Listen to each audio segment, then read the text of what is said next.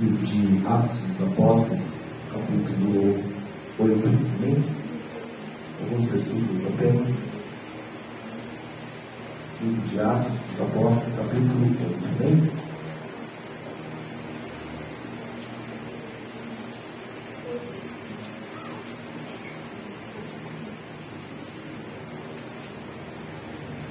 Os irmãos que nos acompanham, temos até o versículo 8, amém? Diz assim: e também Saulo consentia na morte dele. Capítulo 8, verso 1, amém?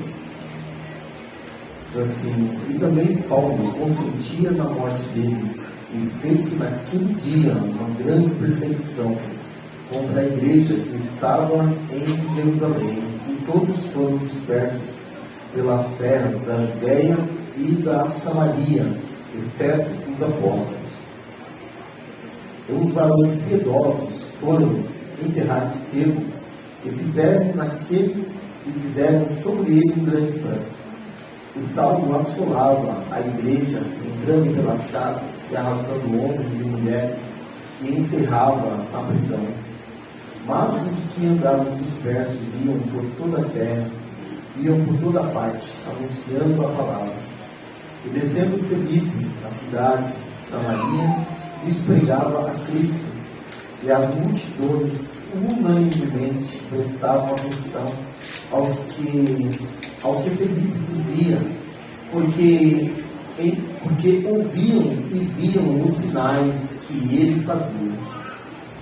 Pois que os espíritos imundos saíam de muitos que os tinham, clamando em alta voz, e muitos paralíticos e coxos eram curados. E havia grande alegria naquela cidade. Amém? Vamos orar, irmãos. Amém?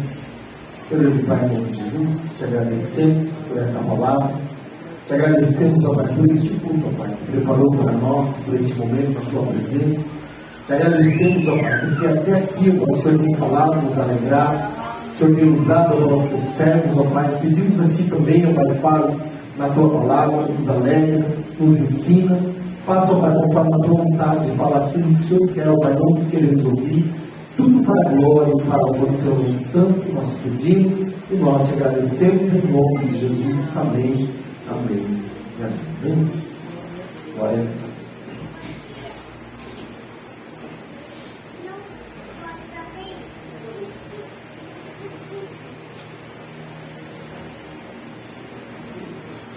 Glória a Deus. Se eu perguntar aqui para a igreja hoje, quem é que se sente assim, abençoado? Bem abençoado. Quem se sente um crente abençoado? Quem se sente feliz porque um dia você creu na palavra e você creu de tal forma que permaneceu? Porque muitos creem, acreditam, né? Mas não permanecem. Mas bem-aventurado a Bíblia diz daqueles que permanecem, ouvem, creem e permanecem. E aqui no capítulo 8 desse livro, irmãos, vai falar sobre uma perseguição que se iniciou na igreja. E essa igreja era a igreja de Cristo, o início da igreja, a igreja dos apóstolos. A Bíblia diz que quando Cristo subiu, ali diante de mais ou menos 500 testemunhas, ele subiu nas nuvens, prometeu que voltaria e deu uma ordem. A ordem primeira foi: ide por todo mundo e pregar o evangelho a toda criatura, né? Mas antes dessa ele disse: ide para Jerusalém e ficai lá, até que do alto sejais revestidos de poder, porque eles não poderiam fazer esse trabalho se não estivessem revestidos de poder. A Bíblia diz que os apóstolos vão para Jerusalém e eles se reúnem ali para a oração. E nós não sabemos, a Bíblia não diz se o culto era todo dia, se era como nós, uma vez por semana, não diz, mas a Bíblia diz que eles se reuniam e perseveravam na oração. Até que no dia de Pentecostes, que não se tornou um dia de Pentecostes por causa da descida do Espírito Santo, viu? Como muitos acham. O dia de Pentecostes era uma festa dos judeus. E naquele dia a Bíblia diz que muitos judeus vinham de todas as partes da terra para aquela grande festa que acontecia todos os anos. A Bíblia diz que naquele dia estavam reunidos em um cenáculo. Cenáculo é um lugar reservado e provavelmente, pelo que eu já estudei, era um lugar na parte de cima, né? Um salão na parte de cima de algum lugar, em que eles se reuniram, e 120 estavam ali orando, e o Espírito desceu naquele lugar. A Bíblia diz que todos foram cheios do Espírito Santo. Pedro prega naquele dia uma palavra poderosa, que estava cheio do Espírito Santo, e ali umas 3.000 almas se converteram, e diz que a igreja começou a crescer. A igreja começou a crescer porque milagres aconteciam, os apóstolos pregavam e as pessoas ouviam a palavra e eram impactadas, e muitos se convertiam, muitos eram batizados, muitos eram cheios do Espírito Santo, mas a Bíblia diz que eles estavam vivos, felizes. A igreja crescia e a Bíblia diz que todos estavam em um só pensamento, ao ponto de cada um entender o que tinha para que todos tivessem em comum tudo por igual. Mas a igreja foi crescendo e ela foi ficando, sabe quando vai crescendo e vai ficando ali forte, mais fechada. E chegou um momento, irmãos, que era o momento do ide, porque Jesus deu 2 ordens: primeiro ficar e sejam revestidos, e depois ide. Mas uma coisa é certa, irmãos, que a igreja, por natureza, tem essa, vamos dizer assim, isso acontece de forma natural. A igreja começa a crescer, Deus organiza a igreja, Deus levanta alguns com os dons, Deus levanta outros com os dons, e a igreja vai crescendo, e ela vai crescendo para dentro, no sentido de se fortalecer. Mas chega um momento que Deus fala assim: eu quero que vocês busquem aí algumas almas para mim. Só que essa igreja, a igreja dos apóstolos, elas não estavam indo pregar o Evangelho. Elas estavam pregando o Evangelho onde elas estavam, ou seja, para um judeu. Era judeu pregando para judeu, ou pregando para não judeu, que estava ali na mesma região. E Deus então permite, irmãos, uma perseguição na igreja. E essa perseguição ela vai se iniciar por um homem chamado Saulo. Saulo de Tarso, que depois vai se tornar o Paulo, o grande apóstolo Paulo da Bíblia. E para entender esse capítulo 8, a gente precisa ler pelo menos o versículo último, né, que é o 60, do capítulo 7. E diz assim: pondo de joelhos, clamou com grande voz: Senhor, não lhes impute este pecado. E tendo dito isto, adormeceu. Aqui esse capítulo 7 vai falar sobre a morte de Estevão. É um capítulo bem grande mesmo. E a Bíblia diz que Estevão, cheio do Espírito Santo, pregava o Evangelho, até que se iniciou a perseguição por parte de Paulo e de muitos que eram contra o Evangelho. Assim como mataram a Cristo, queriam continuar fazendo com aqueles que vieram depois de Cristo e continuavam pregando o mesmo Evangelho. E a Bíblia diz que Estevão foi o primeiro mártir, ou seja, morreu por um motivo. Porque ser mártir é morrer em defesa de algo. Morrer em defesa de si mesmo não é ser mártir. Mas morrer em defesa de algo que alguém acredita, todos são chamados de mártir. Até aqueles que não morreram em defesa de Cristo. Muitos morreram em defesa de um país, muitos morreram em defesa de uma instituição e se tornaram mártires para aquela instituição. Estevão se tornou um mártir. Alguém que morreu em defesa do Evangelho de Cristo.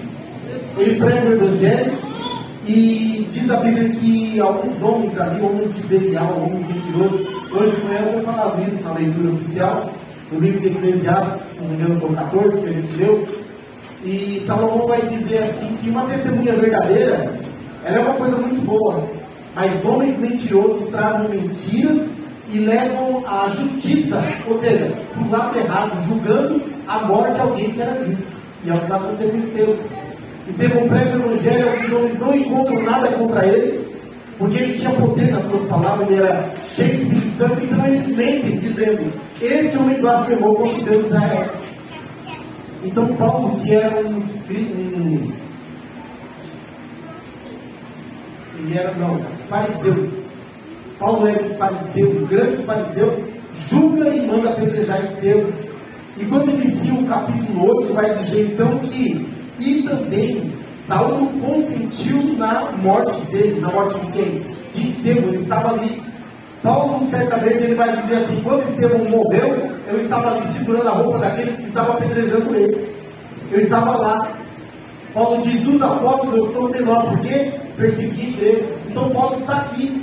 E não só com Estevão, mas Paulo vai aproveitar o ensejo, aquele momento em que o povo está eufórico, querendo perseguir os cristãos, e vai agora iniciar uma grande perseguição. E é onde que a igreja, irmãos, ela vai ser dispersa. A igreja, ela cresceu para dentro. Com certeza, se fizesse essa pergunta que eu fiz hoje aqui, os irmãos falavam línguas estranhas. Quem aqui se sente um crente abençoado, o povo ia pegar com certeza. Porque a igreja estava cheia de poder, cheia de alegria. Irmãos, a igreja estava cheia do Espírito Santo. E o povo estava, vamos dizer assim, crescendo, só que para dentro. A igreja estava forte, mas ela estava uma igreja fechada. Você já entrou em uma igreja que é uma igreja aparentemente muito boa, mas quando você entra e você não acha um espaço em lugar nenhum, você entra e você sai e não é ninguém, porque ali já está fechado o grupo, não é verdade? Existe isso, irmãos. E se nós não tomarmos cuidado, nós fazemos isso também. Se nós não tomarmos cuidado, nós se tornamos fortes entre nós. Temos já nossos amigos em particular, temos a banda, o povo aqui que toca, temos aquele ali que é nosso amigo, nosso irmão em pão, que é uma bênção e tal, e ficamos fechados entre nós e não tem mais espaço. E também não temos interesse de ir atrás de mais ninguém, porque já não precisamos. Temos um grupo, vamos fazer a cantar, que está cantando, que é uma beleza, e está cantando bonito, muitas vozes bonitas, está tudo bem. Está tudo bem. Eu não escolhi essa palavra, não. Eu pedi a Deus uma palavra. E aí Paulo vai aproveitar e diz aqui, ó: e fez naquele dia uma grande perseguição contra a igreja que estava em Jerusalém, e todos foram dispersos pelas terras da Judéia e da Samaria, exceto os apóstolos. Ou seja, os membros da igreja foram dispersos. Paulo juntou ali um exército, não sei de quantos, e começou a entrar de casa em casa e perguntar: alguém que é cristão? E se dissesse isso, era arrastado, e é enfiado dentro das cadeias. E as pessoas, quando estão em perseguição, o que faz? Foge. É da natureza do ser humano tentar salvar a sua vida, sabia disso? É da natureza do ser humano. Eu nunca vi, não quero ver, não quero estar nesse carro, no nome de Jesus. Mas disse que um motorista, geralmente, se vai acontecer uma batida, ele está dirigindo, por instinto ele puxa e vira do lado dele. Já ouviu falar sobre isso? Já ouviu falar? O motorista diz, né, não sei, mas eu já ouvi muito falar sobre isso, que o motorista, quando está dirigindo e um acidente repetido, ele não tem tempo de pensar. A reação dele é de salvar a sua vida, então ele tenta tirar o seu lado. Então é muito bom a gente ficar sempre dirigindo, viu? Aprenda a dirigir, dirija o seu carro. Né? Porque o instinto do ser humano é o que? É salvar a sua vida. Irmãos. A Bíblia diz que a igreja perseguida, sabendo que muitos iriam morrer, porque Estevão já tinha morrido. Todos sabiam disso. Então começam a fugir de um lado para o outro. A Bíblia diz que somente os apóstolos ficaram. Mas os membros da igreja, todos aqueles que pregavam o Evangelho, deram no pé. E diz aqui que eles foram para toda a Judéia e Samaria. Lembra que Samaria era um lugar que os cristãos nem sequer passavam por lá. Certa feita, Jesus indo de caminho, e a palavra dizia: era necessário passar em Samaria. Às vezes o presbítero Aguinaldo prega e ele explica que o povo dava uma volta só para não passar naquele lugar, porque não se dava com aquele povo. Mas agora, em meio à perseguição, a gente não escolhe nem lugar, não é verdade? Irmão, você pode não falar com seu vizinho, não ir com a cara dele. Se acontecer alguma coisa grave na sua casa, ou uma necessidade de socorro, ou uma necessidade de você fugir, não importa quem é o seu vizinho, você vai bater na casa dele e pedir ajuda. Porque na hora da dificuldade a gente não escolhe lugar. A gente não escolhe quem, a gente só quer se socorrer. A gente quer que a nossa vida seja preservada. Não é verdade? É por isso que é muito melhor fazer amigo do que inimigos, irmãos. Porque nessa hora nós vamos bater na casa do amigo. Né? Mas se você tiver um inimigo, alguém que você não gosta, na hora da dificuldade, ele vai te servir. Você vai ter socorro a ele. E a Bíblia diz que aqui eles fugiram até mesmo para Samaria, um lugar onde eles detestavam aquele povo. Sabe, irmãos, que o Evangelho de Cristo não foi dado aos judeus para que ficasse para eles. O Evangelho não foi nos dado para que nós ficássemos fortes entre nós. O Evangelho foi dado à igreja para que passasse isso adiante, de um para o outro, para que todos tivessem a oportunidade. Quem crê, creu. Quem não crê, Jesus disse que segue o juízo. Mas, diz que e os varões piedosos foram enterrar Estevão, ou seja, mesmo no texto do capítulo 7. Estevão morreu e foram enterrados e prantearam sobre ele, que era uma grande tradição que eles tinham chorado ali sobre alguém que tinha morrido até muitos dias, né? E Saulo assolava a igreja. Saulo, porque até aqui ele não era Paulo, ele era Saulo, amém?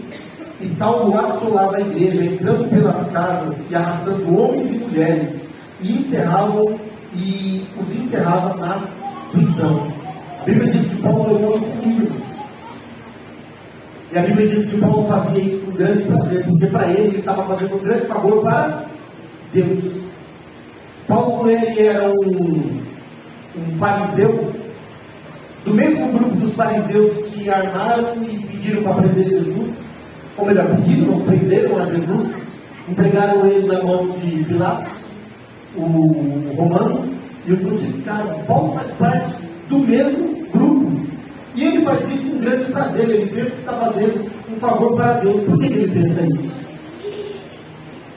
Paulo, em uma das suas cartas, ele vai dizer assim: eu persegui a igreja, mas eu era zeloso.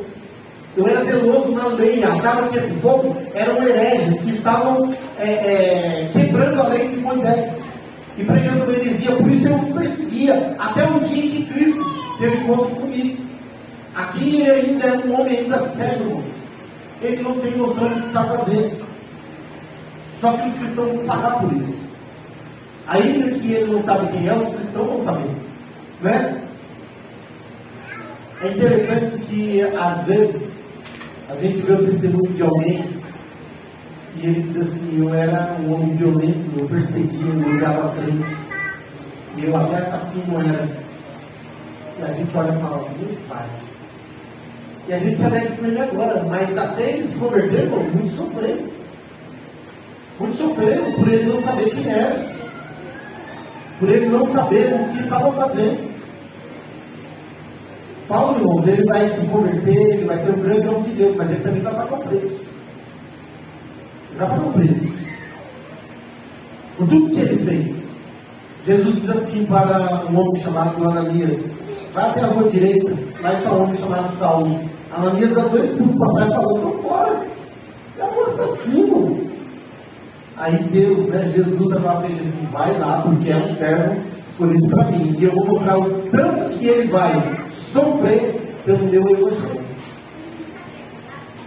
Mas até aqui, irmãos, ele não é Paulo, ele é Saulo. E a Bíblia diz aqui que ele entra pelas casas, arrasta homens e mulheres. Irmão, não deve ser uma cena bonita de se ver. Eu tenho uma lembrança de criança, eu acho que eu tinha uns 4 anos, já perguntei para minha mãe, e ela disse que sim, que moramos lá. Nós moramos na quadra de Itapevi. Eu tinha uns 4 anos, acredito. E eu me lembro de um homem sendo arrastado escada abaixo pela polícia algemado. Isso não sai da minha cabeça. Não esqueço até hoje. Um homem foi arrastado de dentro de casa, ou seja, ele foi preso. Ele foi arrastado dentro de casa algemado, terceiro arrastando ele escada abaixo. Então aqui, irmãos, eu tenho uma noção do que é isso aqui. A cena que esses crentes passaram, o que eles viram, o que eles sofreram por serem cristãos, por crerem na palavra de Deus. Só, irmãos, que essa igreja estava forte para dentro. E essa perseguição, irmãos, é uma permissão de Deus. É uma permissão de Deus, irmãos. Aí Jesus disse: vá para Jerusalém, lá vocês serão revestidos de poder e ide pregar o Evangelho. A primeira frase já passou. O revestimento já aconteceu. O revestimento, irmão, já aconteceu. Agora os irmãos não vão por livre e espontânea vontade.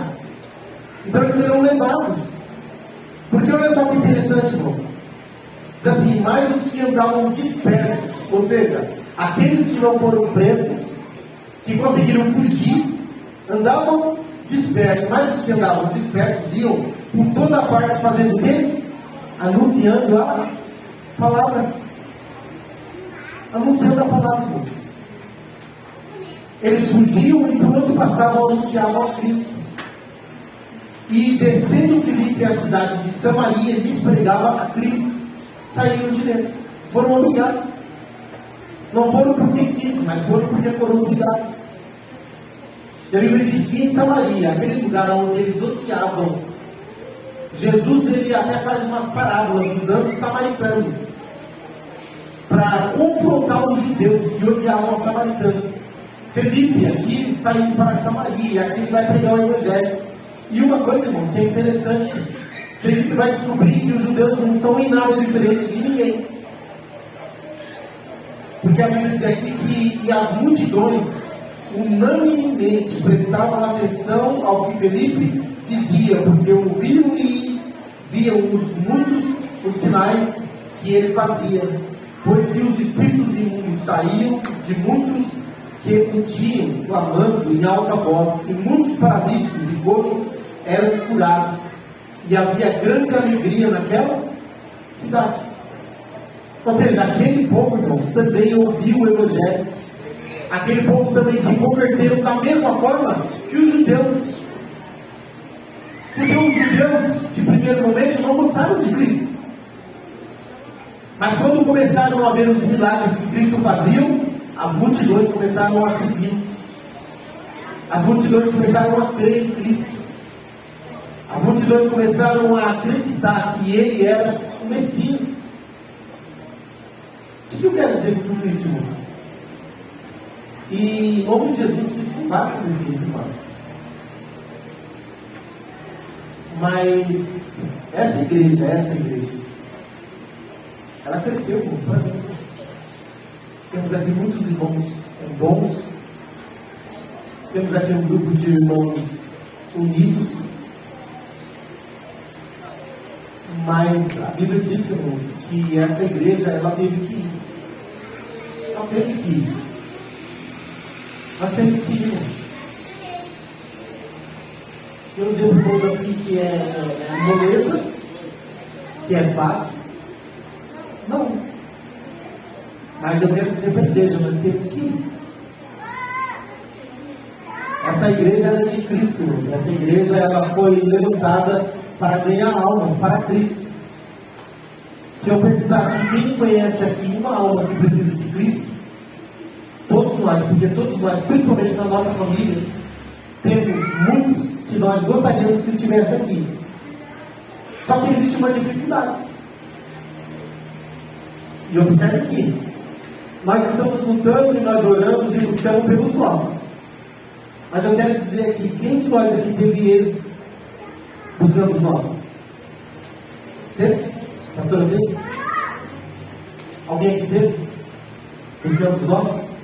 E eu vou dizer uma coisa, que é interessante isso. A Bíblia diz que Jesus pregava em todos os lugares e todos criam, até o dia que ele foi pregar na sua cidade, no seu bairro.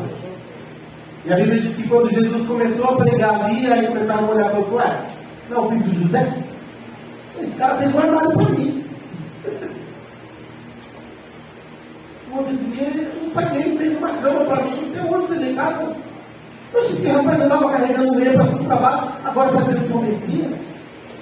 Irmãos, o próprio Jesus falou, e a Bíblia diz que ele não pôde fazer ali muitos milagres, e ele disse, o profeta de casa não tem honra na sua pátria.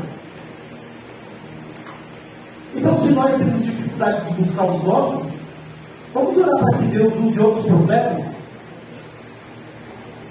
para buscá-los, ainda que eles não venham congregar aqui com nós.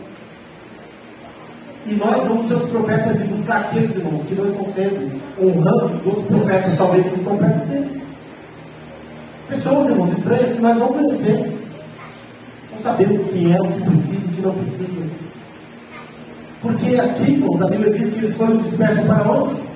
Para fora da sua terra. Eles não foram dispersos e começaram a correr, irmãos, ali nos seus bairros, não.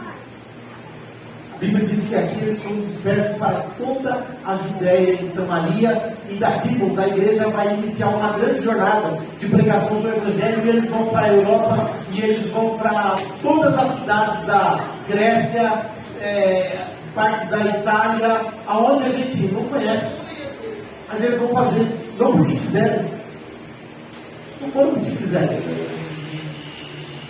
E os judeus até hoje, irmãos, eles ainda não creem. Você vê que interessante? Nós temos que orar assim pela nossa família. Mas talvez, ouça o que eu estou falando, irmãos. Talvez nós não estamos crendo que Deus possa salvá-los sem a nossa presença. Está entendendo? Talvez nós não estamos crendo que Deus possa enviar um profeta de longe para dar uma palavra para eles e eles crerem, porque não estão crendo na nossa. E não estamos indo atrás de outros que também precisam. Você não pode se ocupar com uma outra coisa se você já está ocupado com uma. Na verdade, você entendeu isso? Você está gastando toda a sua energia em um lugar, em um objetivo. Nós, assim como os irmãos, eu quero ver toda essa moçada, vou falar assim, né? Que a gente sabe que precisa de Jesus, que estão dispersos. Se eu perguntar para o irmão, tem alguém da sua família que você gostaria muito, assim, de ver, louvando a Deus, eu tenho certeza que vai falar que sim. Como eu, como qualquer um aqui. Mas quantas das vezes você parou e aconselhou e pregou e no final não deu mais resultado? E é profeta de casa. Só que nós, como igrejas, nós queremos ver esse lugar com almas. Eu não estou falando da minha nem da sua, não. Vamos ter almas. Nós temos que criar coragem. A estratégia, aqui, eu não estou vendo ninguém com estratégia aqui, não. Aqui não mostra ninguém com estratégia, aqui mostra um bando de gente correndo para salvar a sua vida. Enquanto lutam para salvar a sua vida, conquistam almas para Jesus. Porque nós já tentamos aqui conversar e entrar em estratégia. E não saímos do papel. Não saímos do papel. Porque é difícil, não é fácil. Precisa estar cheio do Espírito Santo. Primeira coisa. Guerra não é uma coisa muito fácil. Ninguém vai assim, tipo, vamos colocar os planos. A Bíblia fala que a guerra é tão difícil que teve um homem que estava na frente e era para ir na frente da batalha. Mas ele não foi. Ele disse assim, Débora, se você for, eu vou. Para você ver que a guerra e estratégias não encorajam. Não é verdade? Não encorajam. As estratégias não encorajam ninguém. As estratégias não encorajam ninguém. Mas eu quero lançar hoje aqui um desafio. E o primeiro é ele. Lançar um desafio aqui hoje. Eu quero que você pense antes de dizer. Porque dizer, irmãos, é muito fácil. Muitas das vezes nós fazemos isso. Eu já vi isso ser feito várias vezes. Não vi acontecer. Tenho certeza que você já viu também e não viu acontecer.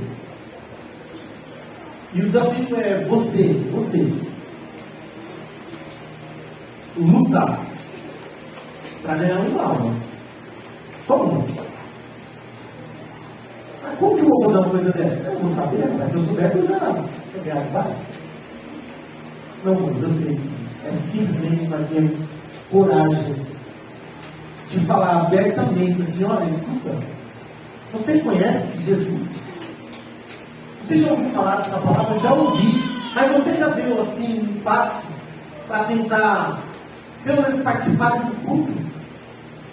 Você já participou de um culto? Sabe como aquela conversa? Uma conversa, não vai chegar para alguém e falar assim, olha assim, ó, como eu já vi, você já aceitou Jesus, não, então você vai para o inferno.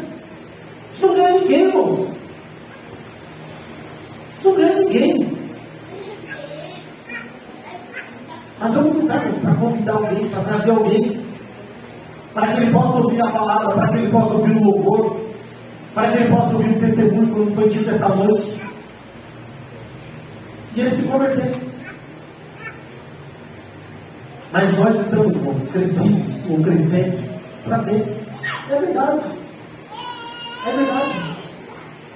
Estamos fortes, irmãos, em nós. Temos uns aos outros para nos aconselhar quando estamos com dificuldade, é verdade? Temos uns aos outros, chegamos tristes, alguém pergunta, como é que está? Não estou muito bem, sabe, aconteceu isso, então nós vamos orar. Não, vamos ver, cara, você precisa conversar um pouquinho. Outro dia aqui, no final do culto, aqui ali, na porta ali, ó, conversando com a pastora um pouquinho, de repente, estava chorando e não estava fácil para mim aqueles dias, mas ali Deus me consolou, e Deus usou a pastora para me dar um ouvido e pronto, saí daqui, glória a Deus, e amanhã estou aqui de novo, em nome de Jesus. Então nós temos aqui uns aos outros para nos aconselhar, para que tenha uma palavra como está tendo hoje, um louvor que alguém bem canta. Mas Jesus quer que nós buscamos alguém para ouvir essa mesma palavra, para que ele tenha uma oportunidade. Ah, mas se ele não crê? Não é essa a questão. A questão não é se ele crê ou não, até mesmo porque nós não podemos salvar ninguém. Somente o Espírito Santo pode. Só que alguém só pode ser salvo, irmãos, se ele ouvir a palavra. Porque é a palavra que convence o pecador do pecado. Ele crê e é salvo. Amém? Então, desafio. Quem topa? Quem topa? Amém? Toda igreja? Eu posso ouvir um amém? Amém. Amém? Então nós vamos, irmãos. Nós vamos iniciar. E não é aqui dentro da igreja, não. É fora. É fora. Nosso irmão disse que na prata aqui não vai caber gente aqui, não, irmão? Se todos vierem, não, irmão? Irmãos, é esse o passo. É esse o passo. O passo é esse, irmãos. É convidar, tentar persuadir alguém. Como assim? Persuadir. Tentar convencer ele de reservar um tempo ali na sua vida, não marcar um novo compromisso e estar disponível para estar no culto, para ouvir a palavra de Deus. É isso. E quem sabe você mesmo pegando para ele se converte. Não existe estratégia, existe mão na massa. Mão na massa. Amém? Para finalizar, outro dia eu comprei 2 mesinhas e fui buscar com o carro. Eu tinha já, mas achei que cabia no carro as 2. Quando cheguei aqui, vi o tamanho, eu falei, meu Deus, né? Sabe quando você fica assim, você fica em volta do negócio olhando? Aí eu olhava para o carro, falava, rapaz, não sei se vai caber não. E tinha um cidadão lá, daqueles camaradas que não tem muita paciência. Ele falou, eu nunca vi isso acontecer, a gente descobriu sem tentar. Pega essa mesa. Foi lá, enfiou dentro do carro com a mesa, já olhou e falou, não cabe a outra, vai lá e volta e busca. Não, vai ficar a tarde inteira aqui olhando para essa mesa, olhando para o seu carro. Se não pegar a mesa e tentar pôr no carro, como é que vai saber? Está entendendo? A estratégia é muito bom para muita coisa. Mas a Bíblia não mostra muita estratégia aqui, irmãos. Mostra um pouco fugir para salvar a sua vida e ganhando almas. Eu não quero que haja uma perseguição na minha vida e nem na sua vida para que nós possamos tomar essa decisão. Amém? Então, irmãos, está lançado o desafio. A necessidade existe. Para a glória de Deus, nós somos um povo de irmãos unidos para a glória de Deus. Estamos felizes sim de nos ver unidos toda semana, todos os dias que tem culto para ouvir, para falar da palavra de Deus. Mas a Bíblia diz, irmãos, que Jesus ele irá voltar. E assim como diz aquele hino, se eu não me engano, não me lembro o número, que o hino diz assim, posso ter tuas mãos vazias, né? Com Jesus em 16, com Jesus eu me encontrar. O que é mão vazia? É uma mão que não colocou no arado. Não é verdade? Parado. Não, mas nós trabalhamos para Jesus, sim. Como eu já disse, nós trabalhamos até esse ponto, assim como os apóstolos trabalharam, e a igreja cresceu ao ponto de ela precisar explodir para fora. Então nós trabalhamos até aqui. Para a glória de Deus, Deus tem abençoado esse ministério, essa igreja, aos irmãos desta igreja. Deus tem abençoado. Aleluia. Mas Jesus quer mais. Amém? E Ele conta conosco. Ele conta conosco. Para a glória de Deus. Amém? Deus abençoe. Em nome de Jesus.